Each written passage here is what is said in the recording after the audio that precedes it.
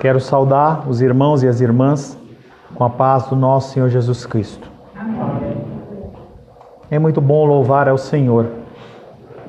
O louvor não é algo apenas para a casa dele.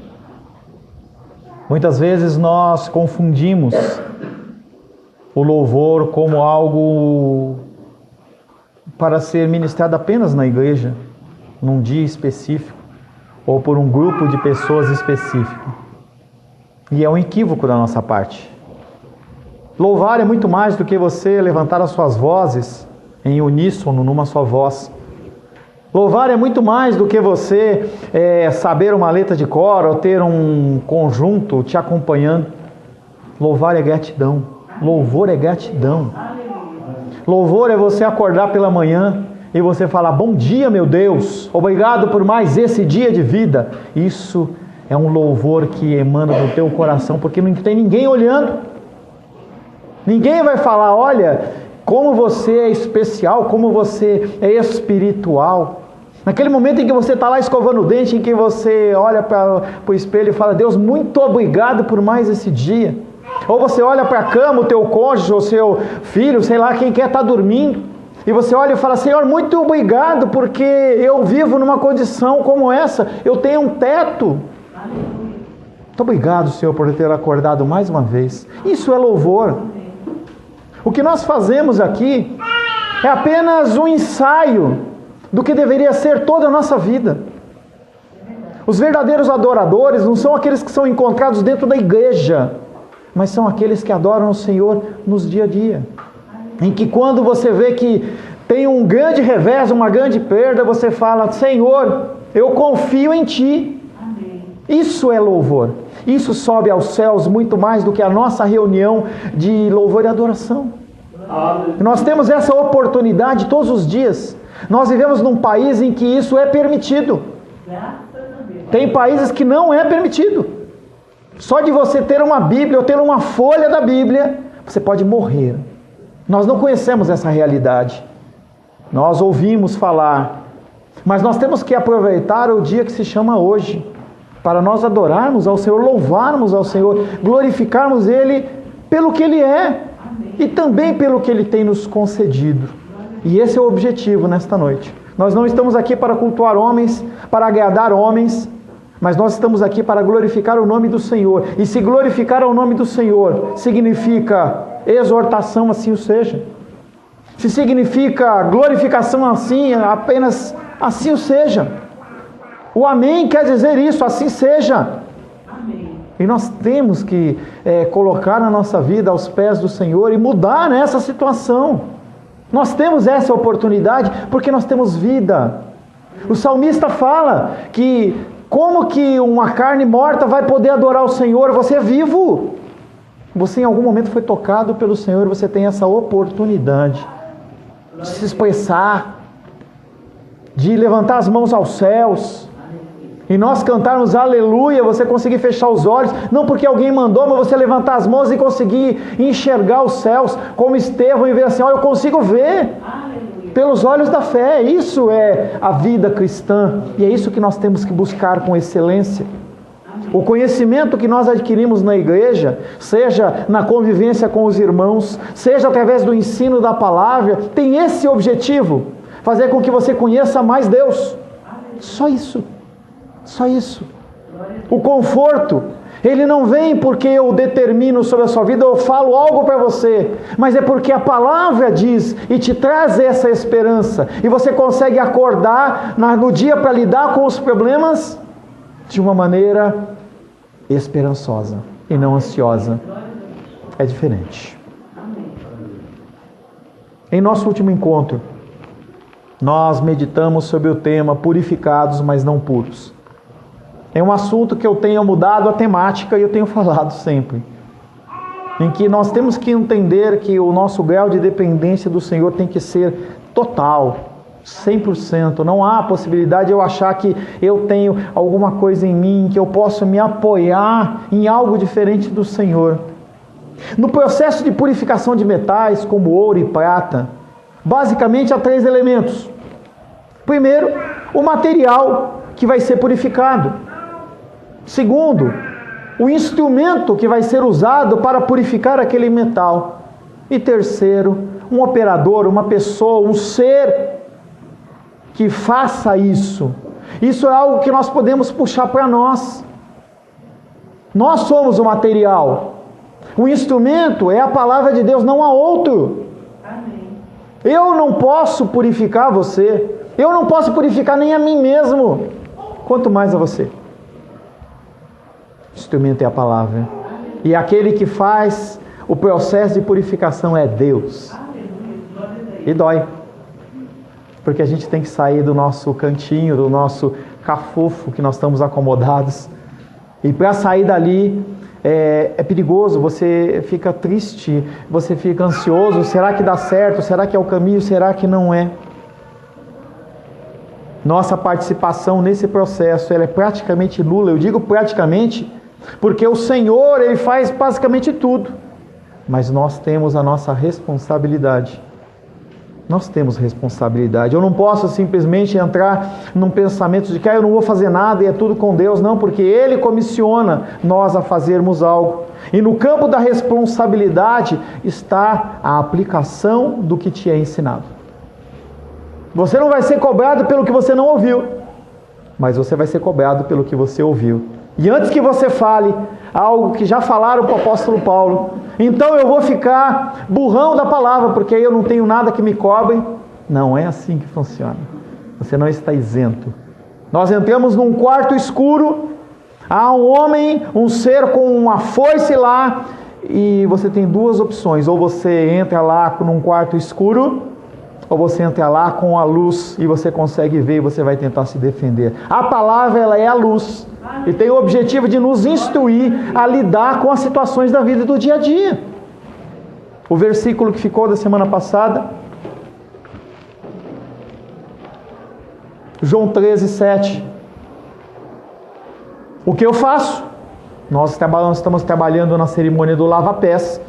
Só relembrando você, Jesus ele está na mesa da ceia, não a ceia da última ceia, e ele vai lá lavar o pé dos discípulos, e Pedrão pula e fala, meu pé não, Senhor. E ele fala, o que eu faço?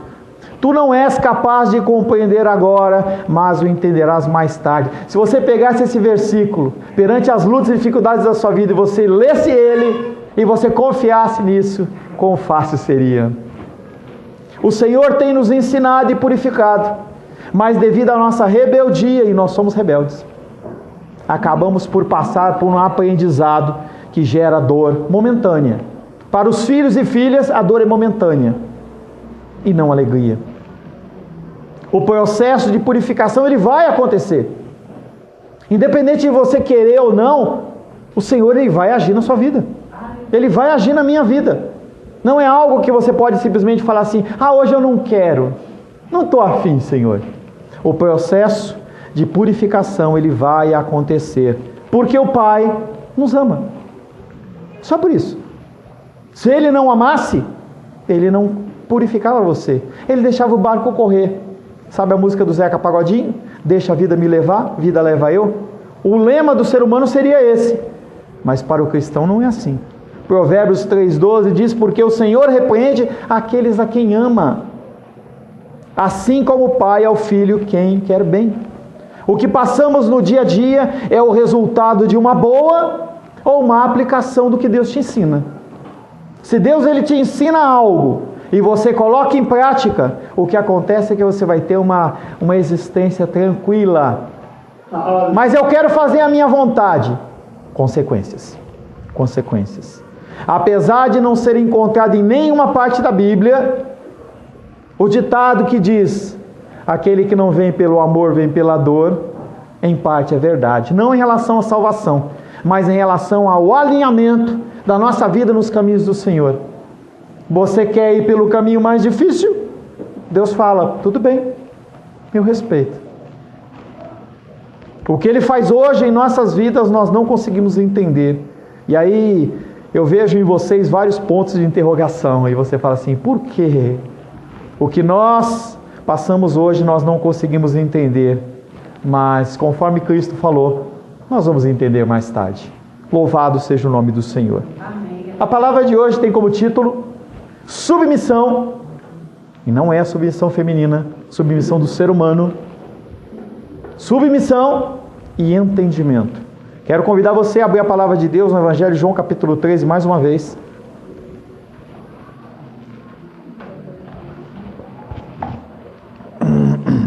Evangelho de João capítulo 13. Antes que eu inicie a leitura da palavra, eu quero pedir a você que você desligue seu celular, que você ponha ele, se não é possível desligar, você põe ele no silencioso. Não há nada mais importante que você tenha a fazer a não ser ouvir a palavra do Senhor. Amém. E o que acontece é que o celular ele fica vibrando no nosso bolso, e aí mesmo no silencioso, será que é alguém? Será que não é? Às vezes não é nada, é só o Itaú mandando uma cobrança para você, fazendo uma propaganda de cartão de crédito e já te tira da comunhão. Misericórdia. Tá? Já que você quer misericórdia, desligue seu celular. Desligue seu celular. Evangelho de João, capítulo 13, versos 1 em diante. Ora, antes da festa da Páscoa, sabendo Jesus que era chegada a sua hora de passar deste mundo para o Pai, tendo amado os seus que estavam no mundo, amou-os até o fim. Durante a ceia, tendo já o diabo posto no coração de Judas Iscariotes, filho de Simão, que traísse a Jesus, sabendo este que o Pai tudo confiara às suas mãos e que ele viera de Deus e voltava para Deus, levantou-se da ceia, tirou a vestimenta de cima e tomando uma toalha, cingiu-se com ela. Depois deitou água na bacia e passou a lavar os pés aos discípulos e a enxugar-lhes com a toalha com que estava cingido. Aproximou-se, pois, de Simão Pedro, e este lhe disse: Senhor, tu me lavas os pés a mim? Respondeu-lhe Jesus: O que eu faço, não sabes agora, compreendê-lo-ás depois. Disse-lhe Pedro: Nunca me lavarás os pés. Respondeu Jesus: Se eu não te lavar, você não tem parte comigo. Então Pedro lhe pediu: Senhor, não somente os pés, mas também as mãos e a cabeça. Declarou Jesus: Quem já se banhou não necessita de lavar senão os pés. Quanto ao mais está todo limpo. Ora, vós estáis limpos, mas não todos. Pois ele sabia quem era o traidor. Foi por isso que disse: Nem todos estáis limpos. Depois de ter lavado os pés, tomou as vestes e voltando à mesa perguntou-lhes: Compreendeis o que vos fiz? Vós me chamais o Mestre e o Senhor, e dizeis bem, porque eu sou. Ora, se eu sendo o Senhor e o Mestre, vos lavei os pés, também vós deveis lavar os pés uns dos outros. Porque eu vos dei o exemplo para que, como eu fiz, façais vós também. Em verdade vos digo, que o servo não é maior do que o seu senhor, nem o enviado maior do que aquele que o enviou. Palavra do Senhor. Amém? Senhor, em nome de Jesus, mais uma vez nós lemos a Tua palavra que é viva e eficaz, a Tua palavra que nos dá direção. Sem a Tua palavra, Pai querido, nós estamos perdidos, nós estamos como navios sem leme, sem bússola.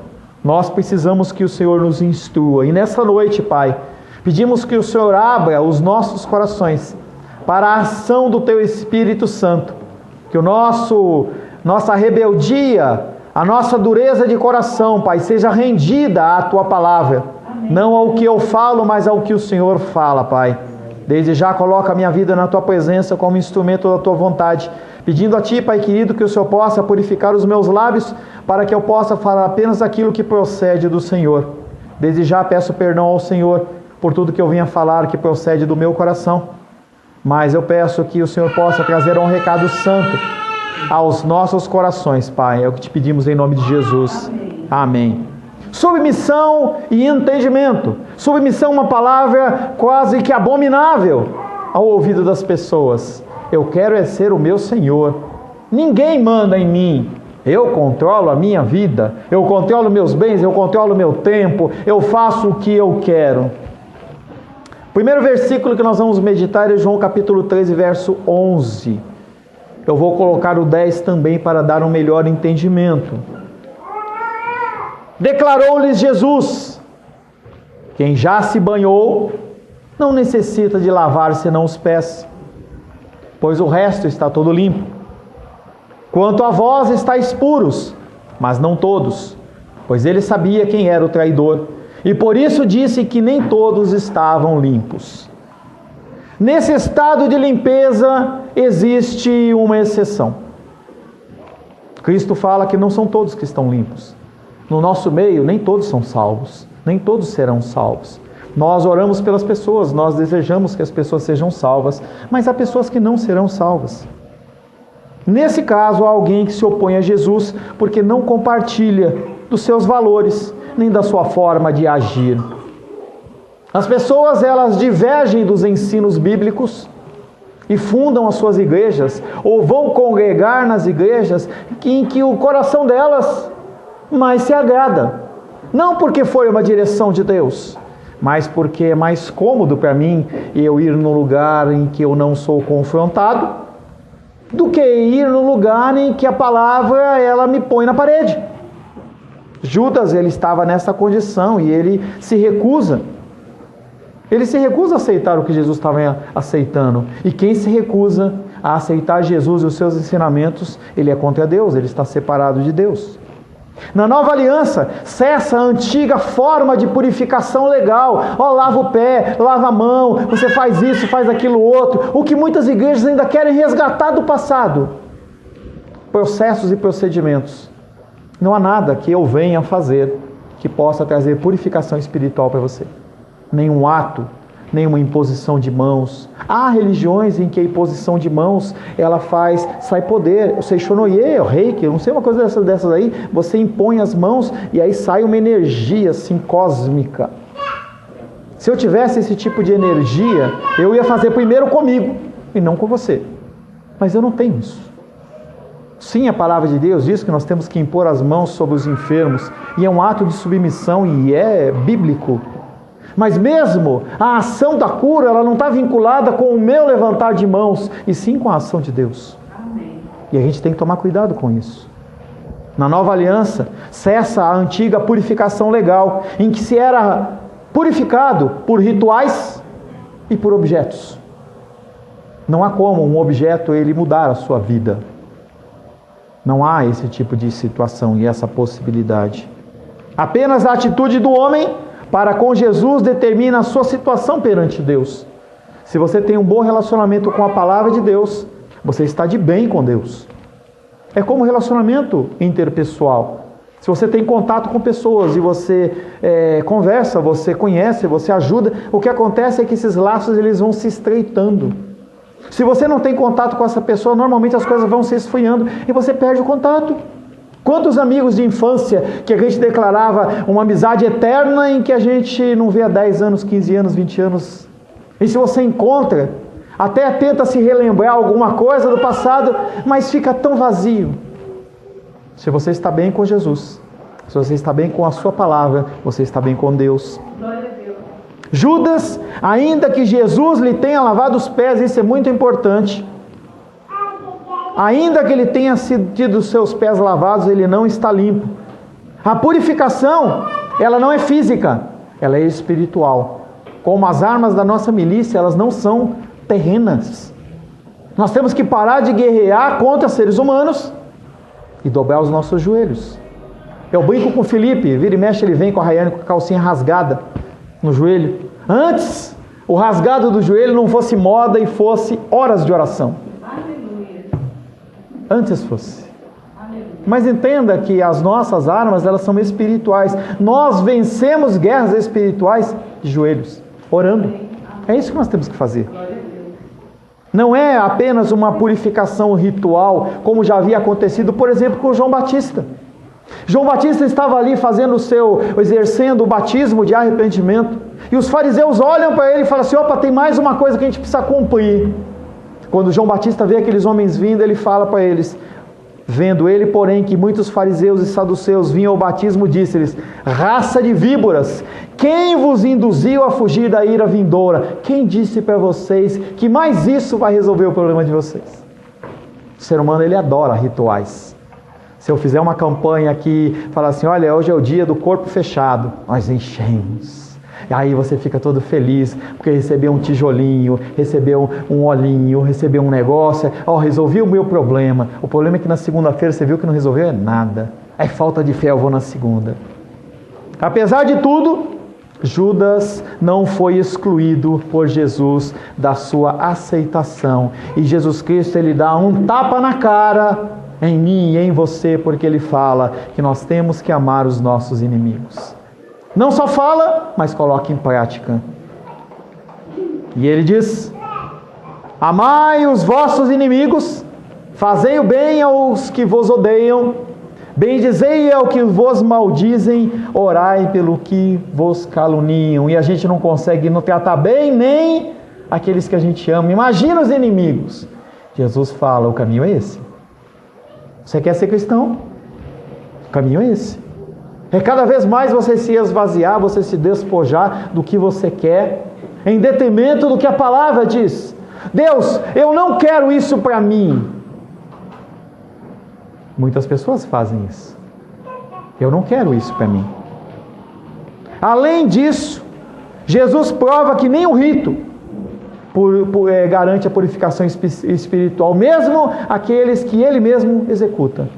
Não há purificação ritual. Não há purificação ritual. Eu posso te dar 1000 copos de água que foram colocados em cima da televisão. Eu posso fazer uma série de coisas espirituais. Isso não vai mudar nada na sua vida. Nada. Você vai continuar o mesmo. O mesmo. Judas podia ter sido lavado, mas purificado ele não foi. Cuidado com o batismo. Estou dando aula para as crianças, fazendo uma turma de batismo, e eu estou falando para elas que o batismo por batismo não vale nada. Você ter tomado um banho não muda nada. Pelo contrário, se você tomou um banho e você não executou a mudança de vida, você está trazendo sobre a sua vida jugo. Jugo é aquilo que o boi, ele anda com aquela canga nas costas, é peso, vai fazer sua cabeça ficar baixa. Batismo é a expressão espiritual de algo que está dentro do seu coração. Amém. Marcos capítulo 16. Quem crer e for batizado será salvo. Quem, porém, não crer, e o cerne é crer. Quem não crer será condenado. A purificação real, ela é efetuada apenas, única e exclusivamente pela palavra revelada. É ela que nos muda. É ela que nos transforma. Por isso que se você não tiver nada a fazer, leia um texto bíblico. Se você for num culto bíblico em que não se lê a palavra, vai embora. Porque eu não tenho nada a oferecer, nenhum ser humano tem nada a oferecer. Mas a leitura da palavra gera mudança e transformação. Amém. Só ela. Jesus deu a Judas a mesma demonstração de amor que deu aos demais, mesmo estando consciente de que aquele havia de o trair. João capítulo 13, versos 12 e 13. Depois de ter lavado os pés, Jesus tomou o seu manto e, voltando à mesa, lhes disse: compreendeis o que vos fiz? Vós me chamais de mestre e dizeis bens, porque eu sou. É interessante ele perguntar se vocês compreendem. Porque quando ele pergunta para eles se eles compreendem, quer dizer que a minha fé, ela não tem que ser uma fé por fé. Eu creio porque eu creio, eu tenho que entender. Eu tenho que entender por que isso acontece e isso não acontece. Por que é dessa forma e por que não é dessa forma. Essa burrice espiritual de que eu tenho que crer simplesmente porque o pastor disse, é exatamente isso, uma burrice. Porque a palavra, ela diz: compreende o que eu estou falando? Apóstolo Paulo fala: transforma a sua mente, muda o entendimento. E eu não estou falando em frieza espiritual. Eu não estou falando que a gente vai ficar congelado. Eu estou falando que a gente vai fazer alguma coisa consciente. Quando você fala um aleluia, você sabe por que você está falando, não simplesmente porque você ficou com vontade de falar. Quando você diz um amém, você fala assim: olha, eu entendi o que está sendo falado e eu digo amém porque eu concordo com isso. Esse é o objetivo. Nós temos que ser cristãos maduros e não cristãos bebês que somos levados por todo o vento de doutrina, em que a pessoa fala: olha, aqui está tendo a bênção, eu corro lá, agora é aqui, e você corre de um lado para o outro. Pedro não havia entendido e com certeza os demais também não. Mesmo que eles não tivessem se manifestado exteriormente, Cristo por brevemente ocultou a sua intenção dos seus discípulos, mas depois de haver testado a obediência deles, vai explicar para ele. E é isso que acontece na minha vida e na sua vida. Quando você passa por uma luta e uma dificuldade, e você entende aquilo, você fala: ah, o Senhor, Ele quis me ensinar isso. É claro que às vezes a gente volta no mesmo erro. E você fala: como é que eu caí de novo nisso? Sabendo que eu estava errado. Pois é, seres humanos fazem isso. E a cruz, ela está disponível para você ir lá de novo. Não quer dizer que não vai doer, mas a cruz, ela está lá de novo. Não tem sono, não tem horário. Não, está lá sempre disponível para você. Jesus Cristo toma o seu manto, mas você vê que ele não fala nada do pano. Cadê o pano que ele se cingiu? Ele volta para a mesa com o mesmo pano. Por que ele volta com o mesmo pano? Porque o trabalho de Cristo não cessa. Ele vai continuar comigo e com você todo o tempo. Eis que estou convosco todos os dias até a consumação do século. Ele fala: eu não te abandono. Eu estou com você. Tudo o que acontecer, eu estou junto. Por mais que seja uma aberração, por mais que seja tenebroso, dolorido, ele fala: eu estou com você. Não quer dizer que não dói, não quer dizer que não é difícil, mas ele fala que está conosco, ele segura a gente pela mão. O mesmo também nós experimentaremos, desde que nós deixemos ser guiados pela mão do Senhor. Porque Deus, Ele não é violento. O Espírito Santo, Ele não é agressivo. Ele fala: o caminho é esse. Segue por esse caminho. Não, eu quero seguir por outro. Segue. E Ele vai estar lá como o pai do filho pródigo, esperando para te abraçar de novo. Você vai, sofre, tenta comer as bolotas dos porcos, geme, mas quando você volta, Ele te abraça. Essa é a disposição de que Deus não deixa o pano. Ele não deixou o pano junto da bacia, Ele continua com o pano. O serviço dele é contínuo. O mesmo também nós experimentaremos. Dentro do costume judaico da época, não era permitido que os discípulos chamassem os seus mestres pelo primeiro nome. Ou fulano, ou beltrano, não. Chamavam de mestre, chamavam de Senhor. Esse título que eles dão para Jesus de mestre ou Senhor é o mesmo que Nicodemos, lá em João capítulo 3, chama ele. O termo mestre ou rabi quer dizer que tudo que você está falando, eu estou ouvindo e eu reputo como verdadeiro. E eu vou colocar em prática. É algo de respeito em que você fala assim: olha, o que você está falando é verdadeiro, eu consigo constatar na palavra que isso é verdadeiro. Então eu tenho que lutar para conseguir colocar em prática. Lutar porque não é fácil. Eu tenho dificuldades e você tem dificuldades. Em João capítulo 3, verso 1 e 2, Nicodemos, ele vai de noite falar com Jesus e diz: Rabi, sabemos que és mestre vindo da parte de Deus, porque ninguém pode fazer esses sinais que tu fazes se Deus não estiver com ele. Ele reconhece Jesus como um mestre. Sem dúvida, o Senhor foi aplicado a Jesus como um sinal de respeito por sua função de ensino, e assumiu um significado mais rico na medida que as mais profundas reflexões sobre Jesus se apresentavam. Conforme Jesus ia ensinando, conforme Jesus ia falando, conforme Jesus ia executando os milagres e maravilhas, mais o coração das pessoas testificavam de que Ele era o Messias. Glória a Deus. E é isso que Deus quer. Não que você aceite Cristo ou você viva um cristianismo só porque você está com medo pelo julgamento dele. Que triste você viver debaixo do jugo de alguém só porque ele vai pegar um pedaço de pau e dar na tua cabeça. Se Ele quisesse isso, Ele tinha transformado você num robô, falando glória a Deus, aleluia, aleluia, glória a Deus. Você só falaria isso. Ele não quer isso. Ele quer que você entenda. Ele quer que você proclame a glorificação, você fale do amor dEle, porque você está convencido. É o que os apóstolos diziam no pós-morte e ressurreição de Cristo. O que eu vi, eu falo. A sinagoga reúne eles e fala assim, para de falar. E ele fala, nós reconhecemos a sua autoridade, mas eu não posso falar, eu não consigo deixar de falar do que eu vejo e do que eu ouvi. Não dá. É algo que tem que ser um estilo de vida. É algo que eu converso com a minha esposa. Algum tempo atrás, ela começou a pesquisar uma alimentação mais saudável para a nossa família.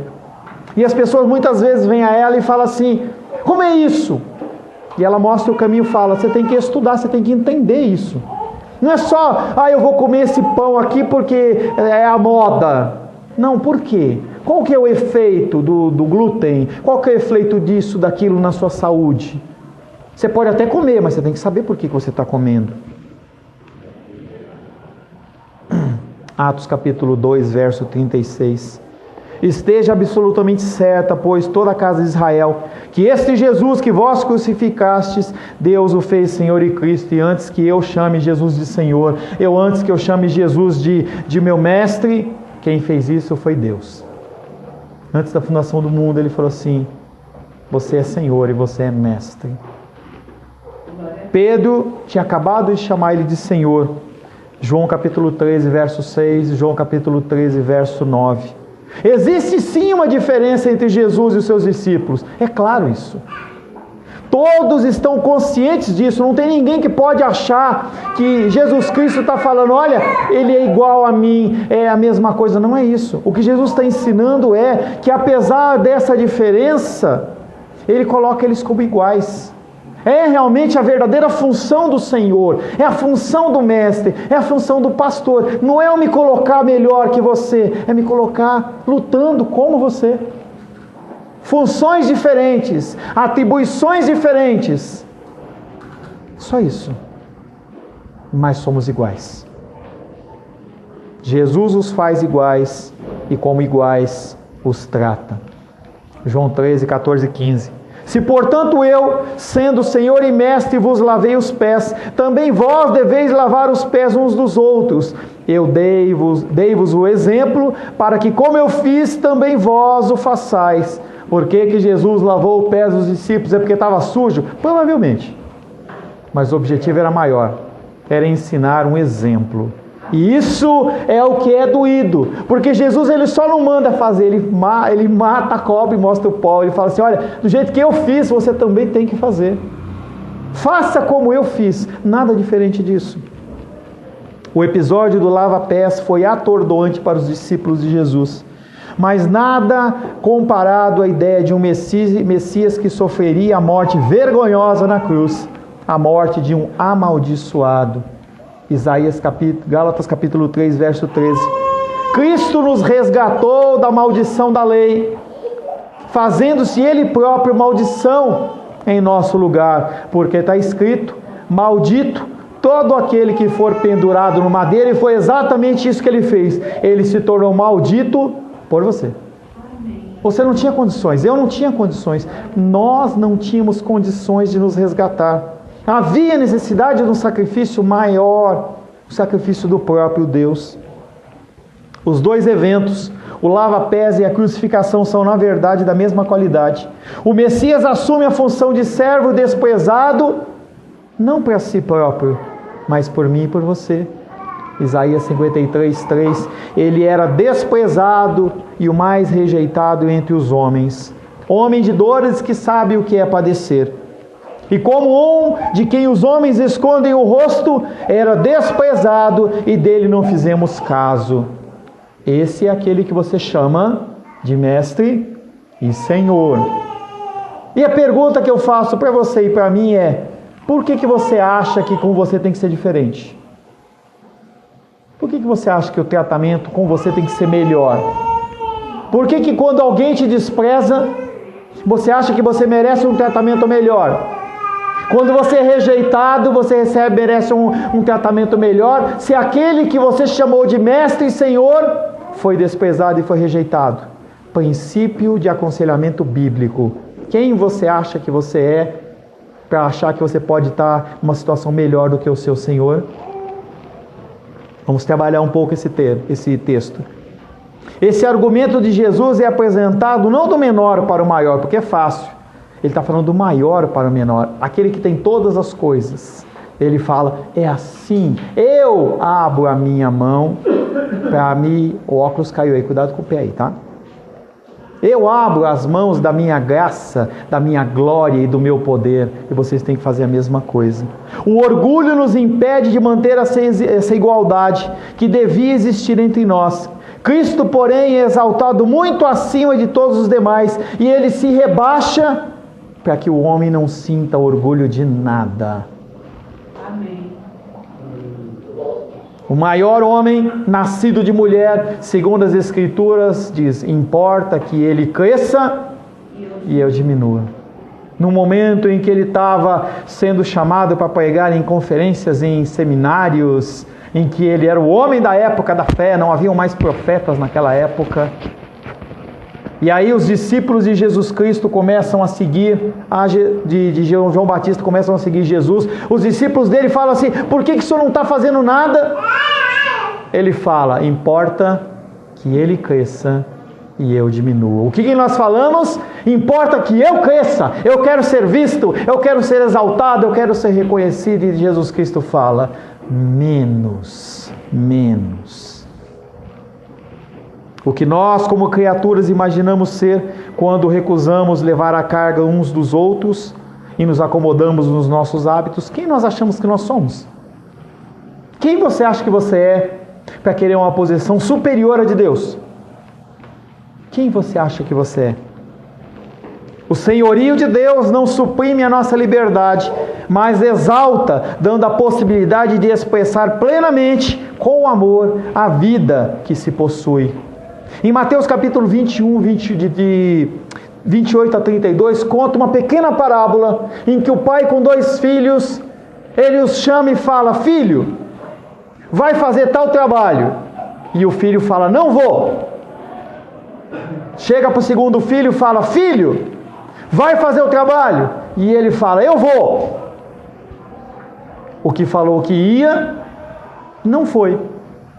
E o que falou que não ia, esse foi. E esse segundo, ele é colocado em alta conta ao Senhor. Porque ele quer que você compreenda antes de fazer.